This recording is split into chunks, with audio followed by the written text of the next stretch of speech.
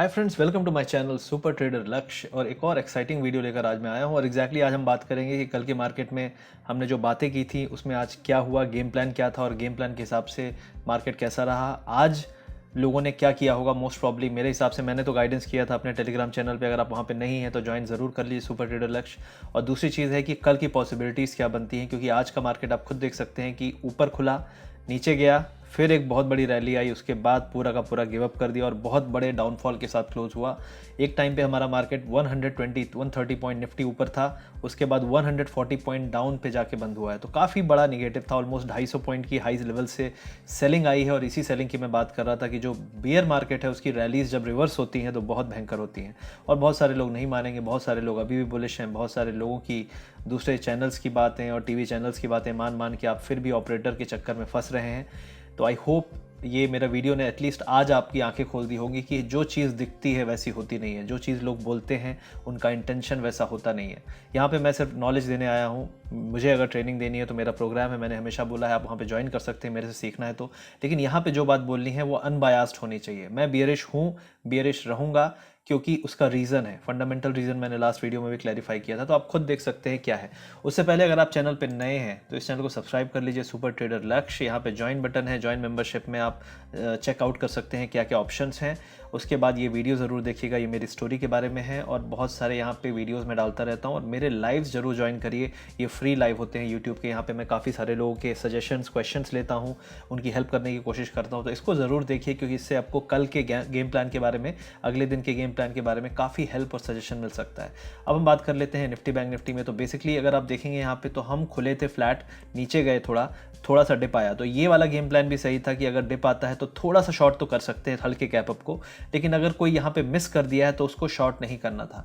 100 point नीचे gap up, छोटा मोटा गैप अप, जो गैप डाउन है उसको शॉर्ट नहीं करना था, क्योंकि एक बाउंस तो आएगा। ये बुल्स मानेंगे नहीं, क्योंकि मैंने कहा था एक बाउंस और बाकी है, वो बाउंस ये लोग लाके ही मानेंगे और वही हुआ। हमने यहाँ पे बाउंस देखा और बाउंस के बाद करीब 10,250 270 लेवल के आसपास मैंने एक बार मैसेज भी डाला था, ये एरिया बहुत इंपॉर्टेंट था। तो एक बार इसने ब्रीच करके यहाँ पे लोगों के स्टॉप लॉस ट्रिगर किए, बहुत सारे लोगों के स्टॉप लॉस ट्रिगर किए। उसके बाद आप देखिए पूरा गिव अप कर दिया। तो ये आधे घंटे लोगों के लिए बहुत पेशेंस टेस्टिंग वाले होते हैं। तो यहाँ पे लोगों को क्या करना था, चलो ठीक है तुम्हारा स्टॉप लॉस ट्रिगर हो गया, लेकिन अगर ये दोबारा उसी लेवल के नीचे आ गया था तो एक बार दोबारा री एंट्री जरूर करनी थी, क्योंकि मार्केट हमेशा स्टॉप लॉसेस ट्रिगर करने की लोग कोशिश करते हैं, क्योंकि उन्हें पता है कि ज़्यादातर लोग डरपोक होते हैं, वो ट्रेडिंग करते हैं स्टॉप लॉस लगा के। उन्हें स्टॉप लॉस का मतलब नहीं पता। स्टॉप लॉस का पर्पस ये नहीं होता है कि आप लगा दिए हैं या लॉस हो गया। स्टॉप लॉस भी लॉस नहीं होता, वो आपके कैपिटल बचाने का एक तरीका है। तो अगर आपने यहाँ पे स्टॉप लॉस ट्रिगर भी कर दिया था तो उसके बाद आप री एंट्री करके एक अटेम्प्ट तो बनता है, तो वो आपको करना चाहिए था दोबारा शॉर्ट के लिए। और यहाँ पे जिसने शॉर्ट किया है उसको इस फॉल में कम से कम बैंक निफ्टी में 100% बना होगा, कम से कम बोल रहा हूँ, निफ्टी में भी 100% से ऊपर बना होगा। तो ये आज का गेम प्लान था और उस हिसाब से आज मार्केट भी ट्रेंडिंग था। और इस एरिया पे मैंने बोल भी दिया था कि शॉर्ट है, यहाँ से गिरेगा और गिरता ही रहेगा। इस एरिया पे मैंने दोबारा ट्वीट किया था कि ये गिरता ही रहेगा, वीक है और वीक रहेगा। यहाँ से भी आपको 140 पॉइंट का डिप मिला है। सिर्फ एक ही चीज़ है, लोग डाउट करते हैं, लोग बोलते हैं गिर गया है तो और कितना गिरेगा। तो ये सोच के साथ अगर आप ट्रेड करोगे तो काफ़ी फंस जाओगे और आपको जो फियर और गिल्ट है उसके बीच में आप फंसे रह जाओगे, तो बहुत बुरा ज़्यादा लगेगा। देखो, ट्राई करके गंवाने में बुरा लगता है, लेकिन ट्राई करके गंवाया और फिर गिव अप कर दिया उसमें ज़्यादा बुरा लगता है कि यार मैं सही था फिर भी मैंने गिव अप कर दिया, मैंने गेम प्लान नहीं समझा और उसको सही तरीके से अप्रोच नहीं की। तो ये प्लान था, आपको ये थोड़ा माइंडसेट में रखना है। दूसरी चीज़ हम बात करते हैं कि आज सेक्टोरियल एनालिसिस, पहली बार पिछले एक हफ्ते में आप देखेंगे कि सेक्टर वाइज में सिर्फ 3 सेक्टर पॉजिटिव हैं, वो भी मार्जिनली। एफएमसी ये पॉजिटिव है, ये आपका 2 जो है रियलिटी सेक्टर और ये आपका कंस्ट्रक्शन, ये दोनों बस पॉजिटिव है, बाकी सब नेगेटिव है और अच्छा खासा नेगेटिव है। बैंक और टेलीकॉम में काफ़ी पिटाई हुई, ऑयल गैस एनर्जी सब में पिटाई हुई है। तो ये आपको दिखाता है कि मार्केट काफ़ी वीक है। और ये सुबह बुलिश था, सब कुछ पॉजिटिव था, सब कुछ अच्छा था। तो काफ़ी बुलिश से काफ़ी नेगेटिव जब मार्केट होता है तो ये होता है रिवर्सल का साइन। तो अगर मैं कई दिन से बोल रहा था क्रैश आने वाला है, तो उसका एक बहुत बड़ा ट्रिगर आज का दिन हो सकता है। अब हमको देखना होगा, ऐसा नहीं है कि मार्केट आज यहाँ पे खुला है तो कल फिर गिरेगा, गिर भी सकता है, नहीं भी गिरेगा। तो आपको पता है कि अगर बाउंस आता है तो उसको सेल करना है। ये है कल का गेम प्लान, ठीक है। तो हम बात करेंगे निफ्टी बैंक निफ्टी में, लेकिन अभी हम बात कर लेते हैं यहाँ के लूजर्स और गेनर्स की। तो आज जो लूजर्स हैं वो ज़्यादातर स्टॉक वो थे जो काफ़ी उछक रहे थे, उसमें से टाटा मोटर्स। आपको पता है मैंने 119 पे बोला था निकल जाने को। आईटी सेक्टर में आज सेलिंग आई है, वो थोड़ा सरप्राइजिंग था, लेकिन क्योंकि ऑलरेडी रैली कर चुका था तो प्रॉफिट बुकिंग है, डेफिनेटली सेल ऑफ आएगा। आईसीआईसीआई बैंक, एचडीएफसी बैंक, भारतीय एयरटेल, मैंने यूट्यूब मेंबर्स को दिया था 2 दिन पहले भारतीय एयरटेल, लेकिन क्या है ना, लोगों को स्टॉप लॉस ट्रिगर करने की आदत है और बड़े लोग को उनके स्टॉप लॉस हिट करने की आदत है, तो ये लोग उसी में अपना एंटरटेनमेंट करते रहते हैं। समझना पड़ेगा कि अगर 5,000 का लॉस हो रहा है तो 5,000 50 रुपये में जान नहीं निकल जाएगी, लेकिन वो लोग निकल जाएंगे। लोग बोलेंगे नहीं यार मैं तो निकल रहा हूँ। ये नहीं होता ट्रेडिंग की क्वालिटी। आपको ट्रेडर अगर बनना है तो आपको वहाँ पे देखना पड़ेगा कि मार्केट का बिहेवियर क्या है। अगर किसी बंदे पे आप ट्रस्ट करते हो तो 100% करो, वरना मत करो, अपना जो भी करना है करते रहो। तो यहाँ पे यही चीज़ है। तो आप देख सकते हैं काफ़ी वीक स्टॉक्स हैं। स्टॉक्स की बात मैं दोबारा करूँगा। अभी हम देख सकते हैं डेली गेनर। तो डेली गेनर में वो स्टॉक्स हैं जो पिटे हुए थे। अभी भी फार्मा सेक्टर में बाउंस है तो ये डेफिनेटली ठीक है, लेकिन इसको हाई से अभी भी इसमें सेलिंग आएगी क्योंकि थोड़ा वीक था। उसके बाद इंडसइंड बैंक में आज बाउंस था, उम्मीद की थी। कल भी हमने एक्सिस बैंक और इंडसइंड में दोनों में टारगेट्स ऑलमोस्ट हिट हुए थे। देखिए बियर मार्केट में भी कुछ स्टॉक्स हैं जो पागल की तरह भागेंगे। इंडिया बुल्स हाउसिंग फाइनेंस भी मैंने बोला था, इंडिया बुल्स हाउसिंग फाइनेंस में भी अच्छा बाउंस आया। तो काफ़ी स्टॉक्स हैं जो आपको रैंडम मूव देंगे, लेकिन उस रैंडम मूव में फंसना नहीं है। कुल मिला के आपको ये समझना है कि इन स्टॉक्स का भी नंबर आएगा और डेफिनेटली अब अगर और फॉल आएगा तो अगला नंबर इन्हीं का होने वाला है, इन्हीं स्टॉक्स का होने वाला है। तो इन्हीं में से आप कोई ना कोई देखेंगे तो डेफिनेटली आपको ट्रेंड कल के लिए मिल जाएगा डाउन साइड के लिए। मैं कुछ स्टॉक्स लूँगा तो उनके बारे में बात करूँगा। अब आज हम देख सकते हैं कि कंट्रीब्यूटर चार्ट आप देखेंगे तो यहाँ पे आप देखेंगे बिल्कुल स्कैटर्ड है, थोड़ा थोड़ा कंट्रीब्यूशन है अपसाइड के लिए।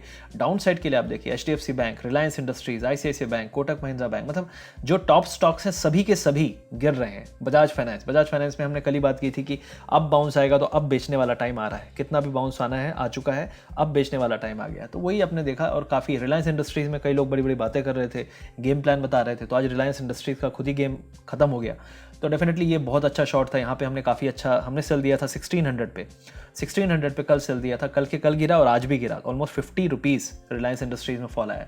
तो ये भी काफ़ी अच्छा ट्रेड था। तो ये था कंट्रीब्यूशन चार्ट। ओवरऑल बड़े स्टॉक्स गिर रहे हैं, ये है समरी आज की। अब ग्लोबली क्या चल रहा है, तो ग्लोबली अभी फेड की मीटिंग चल रही है। फेड की मीटिंग हमेशा इंपॉर्टेंट है क्योंकि मैंने हमेशा कहा है कि यूएस मार्केट लीड करता है हर चीज़ को। तो अगर गिरना है तो यूएस मार्केट गिरेगा और आज यूएस का फ्यूचर गिर रहा है। तो फेड की मीटिंग बहुत इंपॉर्टेंट है। अभी हम देखेंगे अगर डो जोन्स, तो वहाँ पर मैंने ट्रेंड एनालिसिस किया, लेकिन अगर हम देखते हैं कि डो जोन्स का फ्यूचर क्या कर रहा है तो वो एक इंपॉर्टेंट पॉइंट होगा। तो अब हम यहाँ बात करेंगे ग्लोबल मार्केट्स की। तो आप देख सकते हैं डो जोन्स आज काफ़ी बड़ा फॉल आया है। यहाँ पे थे जब हम खुले हुए थे, हमारा मार्केट भी ऊपर था, डो जोन्स भी ऊपर था। उसके बाद डो जोन्स में कोलैप्स आया और जब डो जोन्स पे कोलैप्स आया तो हमारा मार्केट भी कोलैप्स हुआ। तो हमेशा हमारा मार्केट उसको फॉलो करता है। मैंने ऑलरेडी कहा है कि डो जोन्स ने अपने टारगेट जो थे टेक्निकली वो ऑलरेडी अचीव कर लिए हैं। अब हम जिस एरिया के पास हैं वहाँ पे फॉल तो आना ही है।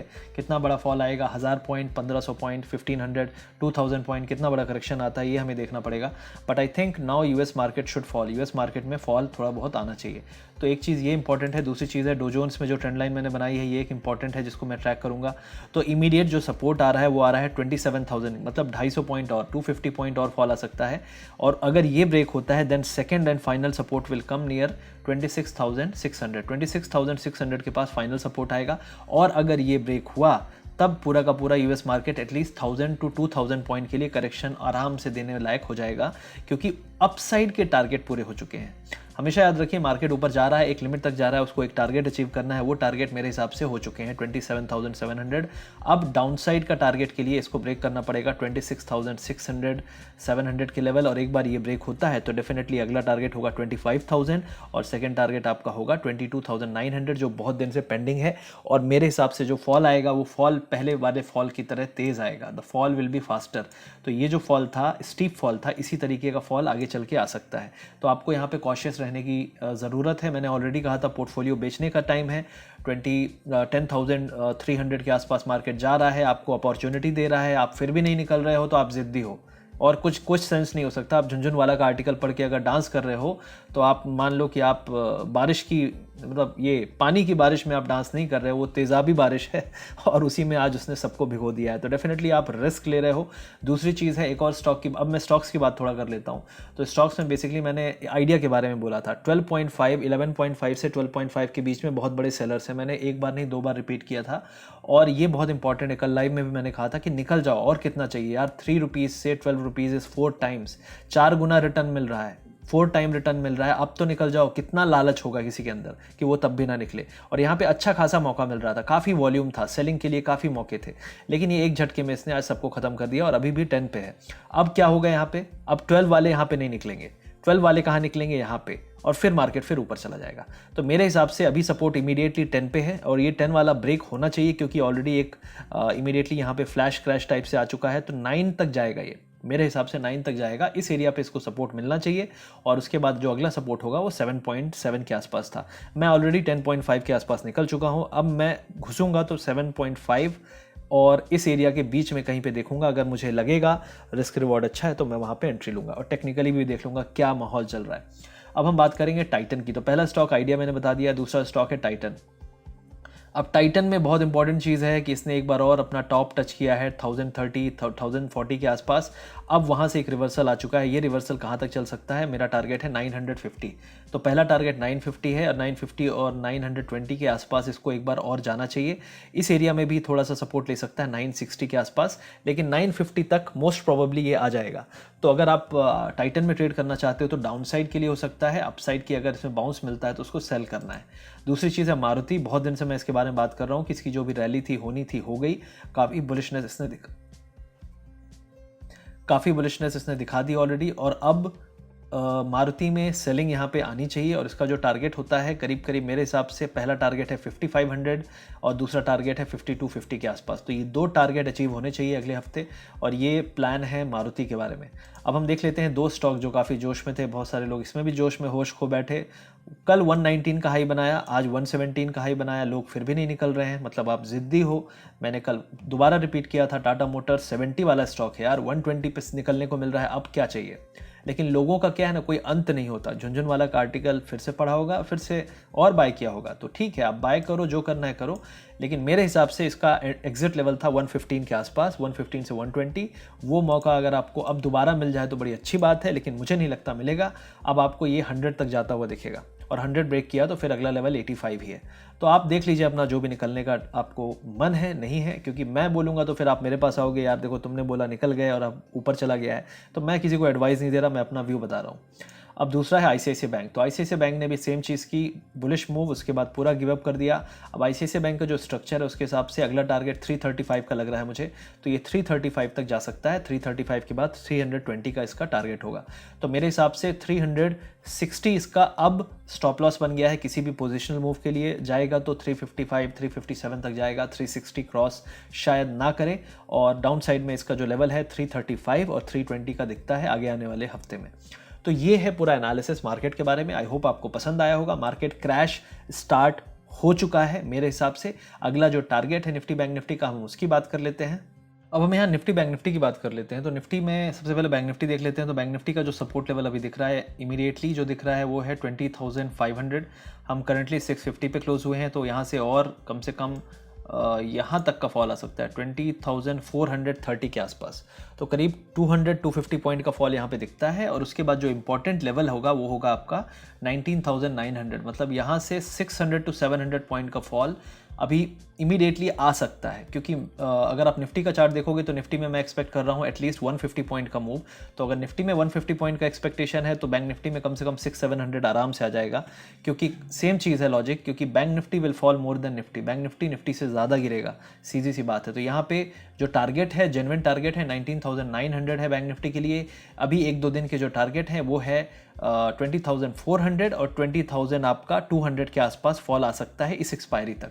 और अगर कोई बड़ा निगेटिव आ जाए, यूएस में कुछ निगेटिव आ जाए, तो डेफिनेटली हमको पता है पहला हमारा टारगेट है 19,900 और 19,900 के बाद 19,500 के आसपास अगला सपोर्ट आएगा। अब हम निफ्टी 50 की बात करेंगे। तो निफ्टी में मैंने ये ट्रेंड लाइन एक ड्रॉ की थी, ये एनालिसिस था। तो इसके हिसाब से 9880 आ रहा है मेरा सपोर्ट अगला। ऑलरेडी हमने एक इंपॉर्टेंट लेवल जो है ब्रीच कर दिया है, वो था 1120 और 10,150 120 और 10,050 का लेवल ऑलरेडी हमने ब्रीच कर दिया है। अब जो अगला लेवल आएगा वो आएगा आपका 9,900 9,880 के आसपास।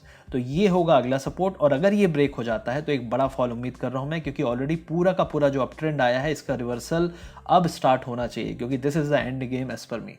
सो आई होप ये वीडियो आपको पसंद आया। अगर पसंद आए तो डरिएगा मत, इन्वेस्ट करिए समझदारी के साथ, ट्रेड करिए समझदारी के साथ, सुनिए उसी की जिस पे आपको भरोसा है।